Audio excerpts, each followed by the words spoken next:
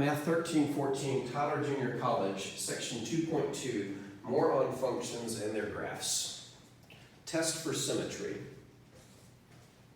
In the previous videos, we discussed what it means for a function to be increasing, decreasing, constant, have a relative minimum, and have a relative maximum. We defined them rigorously, but we also looked intuitively at graphs. And honestly, the rigorous algebraic definitions are more for calculus-bound students. For college algebra students, the intuitive visual interpretations should suffice. Our next order of business is to analyze what are called tests for symmetry. There are different types of symmetries graphs can have. We're going to look at three of them specifically. Symmetry number one is called y-axis symmetry. That means that the left half of the graph is a mirror image of the right half of the graph, as if the y-axis is serving as a mirror. A graph can have x-axis symmetry. Same idea, different axis. A graph has x-axis symmetry if the top half is a mirror image of the bottom half, with the x-axis serving as a mirror. These two are what are called reflection symmetries, because you're reflecting across a mirror.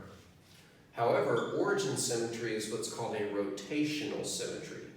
Origin symmetry means that if you take the right half of the graph, rotate it 180 degrees, you'll get the left half of the graph.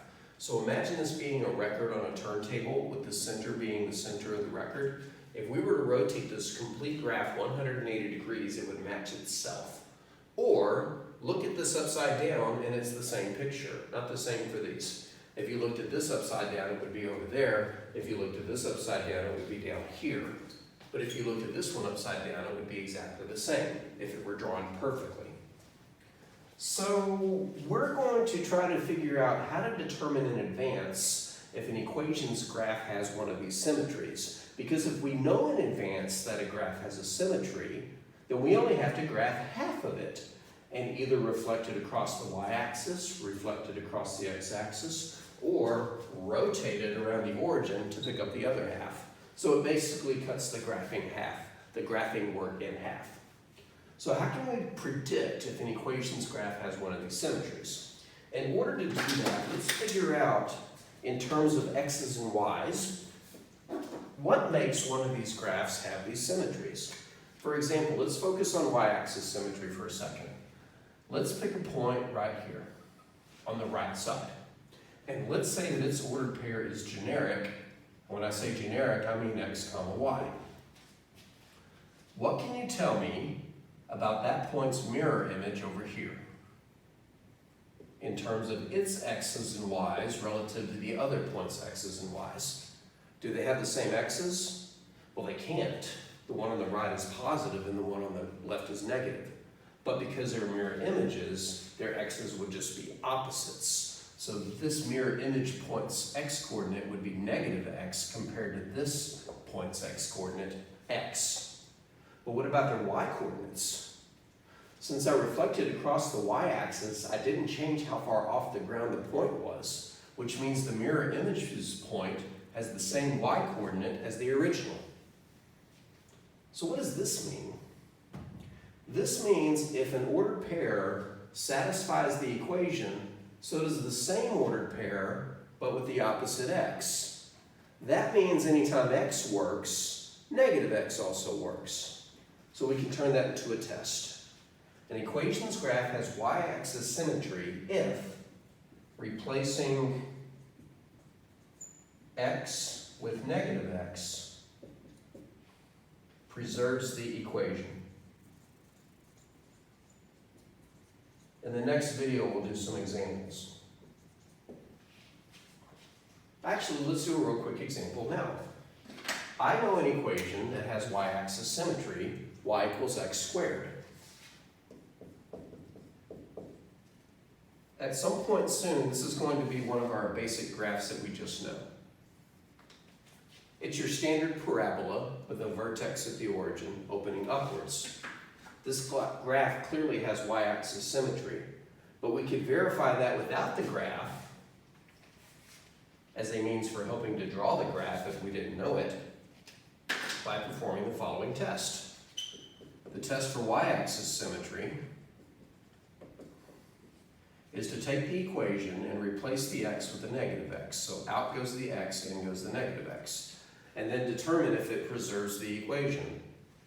Well, last time I checked, when you square a negative, it comes out positive. But if you want to be super nitpicky, it goes like this.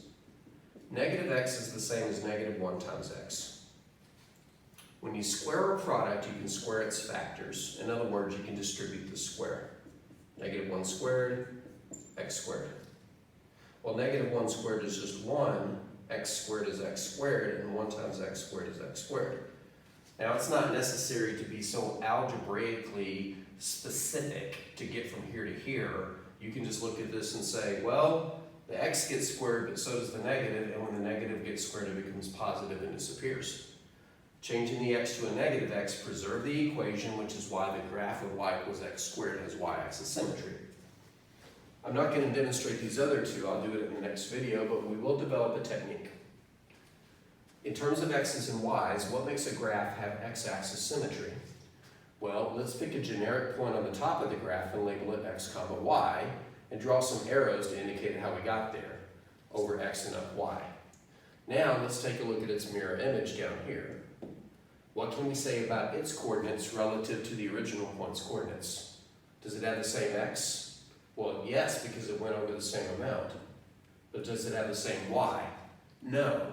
This one was positive because it went up, but its mirror image went down the same distance. So if the top one has a second coordinate of y, then its reflection should have a second coordinate of negative y. So what this means is if an x value and a y value works, then we can arbitrarily change the y to its opposite. So in terms of a test, an equation's graph has x-axis symmetry if replacing y with negative y preserves the equation.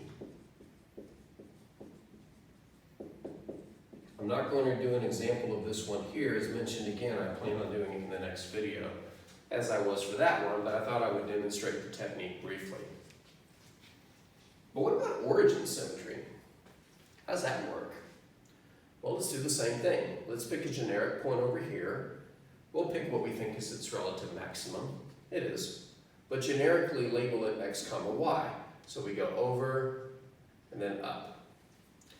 If we rotate this image 180 degrees, this relative maximum would rotate to this relative minimum. And to get to it, we go back and down. So what are the coordinates of the rotational image of the original point? Does it have the same x-coordinate? No. This one's to the right, that one's to the left. But they're the same distance, which means that this x-coordinate is x, then the other one must be negative x. And using the same argument, the y-coordinates are opposite, because this one went up, but the other one went down. The same distance. The rotational image's y-coordinate is negative y. So what this means is if an x and a y work, then changing both of their signs simultaneously should also work. So as a test, an equation's graph has origin symmetry if replacing both x and y with negative x and negative y preserves the equation. And yes, there are equations that do that. So in the next video, I'll set up some equations and then we'll explore whether these equations have x-axis symmetry, y-axis symmetry, or origin symmetry. And by the way, it's possible to have more than one.